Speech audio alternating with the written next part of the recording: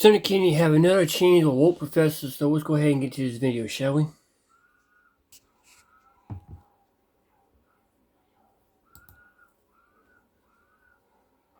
I disagree. You're not really for giving law enforcement the power to fight back, are you?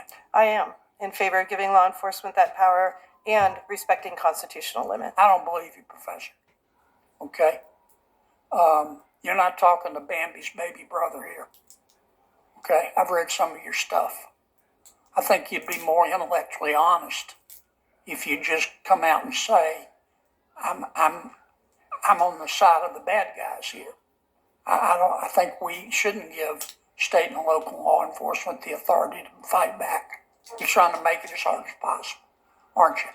We'll have to disagree on that point, Senator. Nah. You ever heard the expression, watch what they do, not what they say? I've watched what you've done. I know what you believe. Look, let's be brutally honest about what we just witnessed in that committee room. It wasn't a debate. It was a public dismantling. Senator John Kennedy didn't just question Georgetown law professor Laura Donahue today. He exposed the staggering, dangerous gap between ivory tower theory and the real-world duty to protect this country. This was a masterclass in why the left's soft-on-security ideology collapses under the slightest pressure.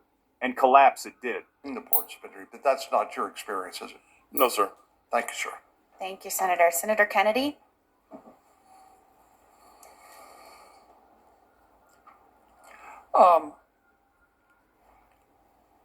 The bad guys are using drones. Does anybody disagree with that? Okay. And the federal government has the authority to fight back, does it not? But state, nobody disagrees with that statement? Sure, Professor. I would say within limits, yes. Within constitutional limits. Okay. Do any of you disagree with giving state and local law enforcement the authority to fight back? Again, within constitutional limits. Okay. Tell me what your constitutional concerns are, Professor. So I have three primary concerns. The first has to do with the Fourth Amendment and the conditions under which a warrant is required and a general warrant is forbidden by the Fourth Amendment. So in this particular case, it's important. Professor, before you give me one of your lectures, are you saying that we should require state and local law enforcement to get a warrant before they fight back? It depends on the condition. So in an exigent circumstance or something along the I'm aware border, of the exceptions to the warrant requirement. But you, generally speaking, you want to require them to get a warrant. only for the search of a device or the seizure of property. There are also due process implications of that. Okay. You started to mention another one of your objections. First Amendment. First Amendment. Okay. Any others? Yeah, I also have a state rights, a 10th Amendment concern here, which is that states own the airspace adjacent to the land within their state that's not federally owned, and the current federal provisions don't recognize state sovereignty in that way. So you want to give state and local law enforcement the authority to fight back, but you want to list a whole lot of conditions. Is that a fair assessment? Not a whole lot, but some. There needs to be a nexus to the facility. It can't be any drone anywhere in America if you're concerned about a particular facility, but right now it's too broad.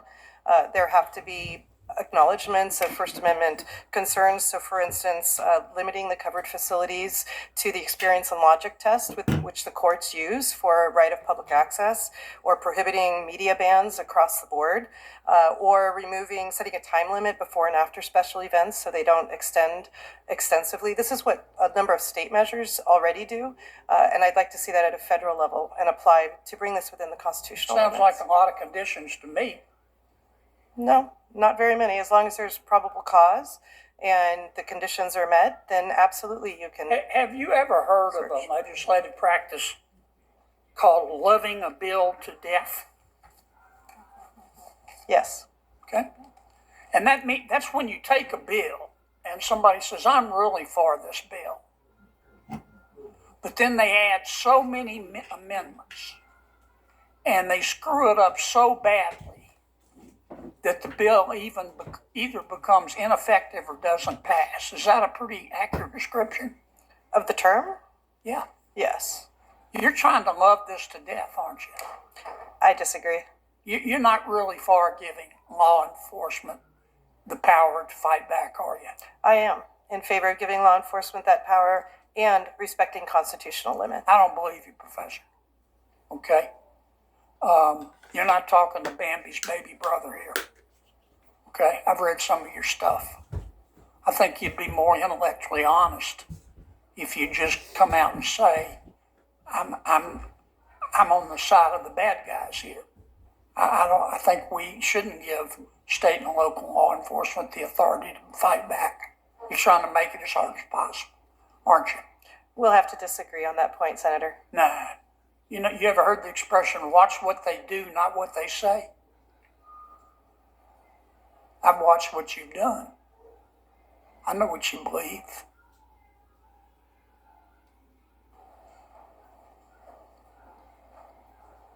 Or you're on the FISA court? I'm not on the court. No, I'm an amicus for the Foreign Intelligence Surveillance Court in the Court of Review. Okay. Were you there when you guys issued all those bad warrants against Trump's people? I can't discuss my work on the court, unfortunately. Oh, it's top secret, right? You'd have to put me on the American people on double secret probation if you told them the truth, wouldn't you? No. I can't discuss my matters that I've handled before the court. I can discuss the public ones where I've dealt with First Amendment concerns and the right to petition. I did an extensive history looking at that right I'm done, to petition. Madam Chair. Professor Donahue came in with her polished academic arguments, citing statutes and hypothetical privacy intrusions. It was a lecture, but Senator Kennedy cut through that fog with the cold, hard light of reality.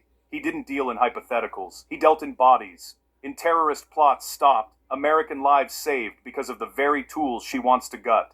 While she talked about abstract constitutional overreach, he was talking about preventing the next 9/11. It was a clash between someone who studies life and death from a textbook and someone responsible for it. And then he delivered the line that shattered her entire premise. You're not talking to Bambi's baby brother here. Mic drop. What did that mean? It meant, I understand the threats you only read about. I see the intelligence you don't. Your naive idealism is a luxury I cannot afford. It was a fierce, justified rebuke of an elite academic trying to bind the hands of those tasked with keeping us safe with theoretical, not actual, risks. Let's call this what it is. The professor's argument is the pinnacle of a dangerous liberal fantasy that we can fight a war against shadowy, brutal enemies with one hand tied behind our back by procedure, that we should prioritize the potential privacy violation of a suspect over the actual prevention of a mass casualty event. Senator Kennedy obliterated that fantasy. He demanded specifics. Name one plot we missed because of this. Silence. He forced the debate onto the ground of results, where security hawks win every time against weak-kneed theorizing. Today wasn't close. It was a rout. It was a necessary, fiery reminder that in a dangerous world, strength isn't optional, security isn't negotiable, and when challenged by the hard truths of governance, the left's academic playbook burns up in the atmosphere of real responsibility. If you believe in putting American safety first, you saw a champion today. Subscribe for more unfiltered truth.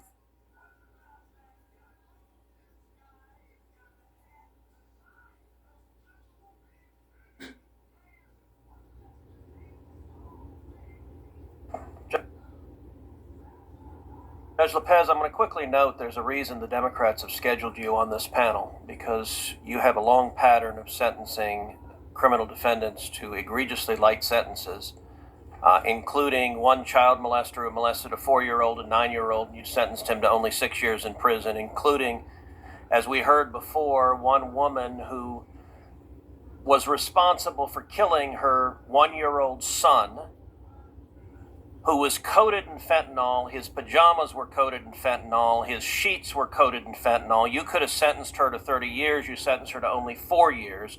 It's an egregious pattern, but the reason you're put on this panel is the Democrats know that most Republicans will not have time to question you about that terrible record because your colleague on this panel, her record is even worse.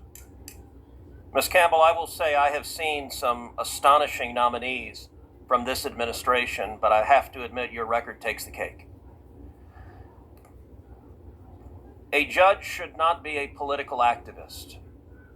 Your record demonstrates to me a long history of being a political activist, but not just an activist who affiliates with extreme and radical organizations. Now, when Senator Grassley asked you about the Workers' Dignity Organization, you gave